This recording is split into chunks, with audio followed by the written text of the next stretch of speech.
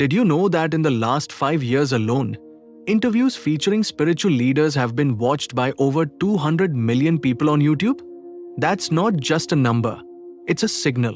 A signal that millions are searching not just for entertainment, but for wisdom, peace, and guidance.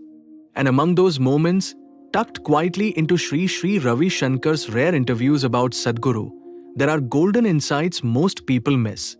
Stay till the end to find out what was really said and why it matters. Imagine the scene. A peaceful hall, Sri Sri Ravi Shankar seated with his signature white robes, his calm yet joyful presence filling the space. The interviewer leans in with curiosity, asking about Sadhguru, a figure who has also touched millions worldwide. It's not a clash of giants, not rivalry, but a soft unveiling of mutual respect. Yet, what slipped past most viewers were the subtle words between the words. Sri Sri doesn't dramatize. He doesn't make sweeping claims. Instead, his voice is almost like music, gentle, measured, and deliberate. He acknowledges Sadhguru's presence in the global spiritual landscape. And while some expected comparisons or contradictions, Sri Sri's tone is different. It's almost like he's saying, why compare light to light? Both illuminate in their own way. Here's what many didn't notice. When Sri Sri spoke about other spiritual figures, his choice of words carried a quiet elegance. Instead of talking about methods or debates, he highlighted the shared responsibility of guiding humanity. This wasn't about who's right or who's better. It was about something larger, the collective rise in human consciousness. That subtle framing was so easy to overlook but so important to catch. Think about this for a moment. In a world where most interviews focus on conflict, drama, or competition, Sri Sri flipped the narrative. By honoring Sadhguru without hesitation, he reminded viewers that spiritual leadership isn't about ego, it's about service. And that single choice of language may have been the most powerful teaching hidden in the conversation. Now picture the audience listening in. Some leaned forward, expecting spice, expecting controversy. But instead, what they got was harmony. It's almost cinematic.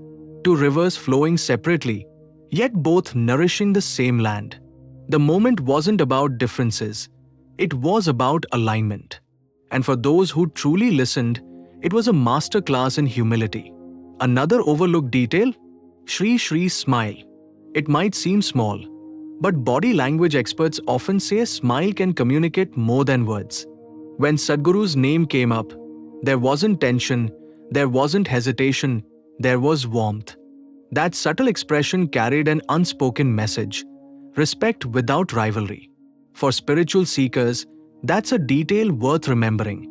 So what does this mean for us, the viewers, the seekers, the learners? It means that sometimes the most powerful truths aren't shouted from the stage, they're whispered in passing. They're in the pauses, the tones, the gestures.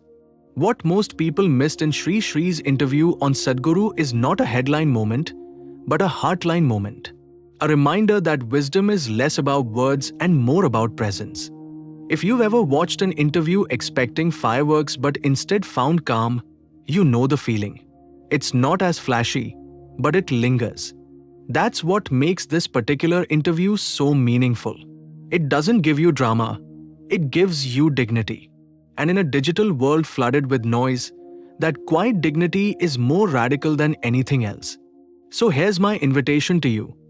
Don't just consume the surface of interviews, listen deeper. Look for the smiles, the pauses, the unspoken bridges of respect. Because sometimes, what's most valuable isn't in the question or even the answer. It's in the energy in between. If this reflection sparked something in you, hit that like button, share it with someone who needs perspective today, and subscribe for more stories that uncover what most people miss. Because wisdom isn't just in the words, it's in the way we receive them.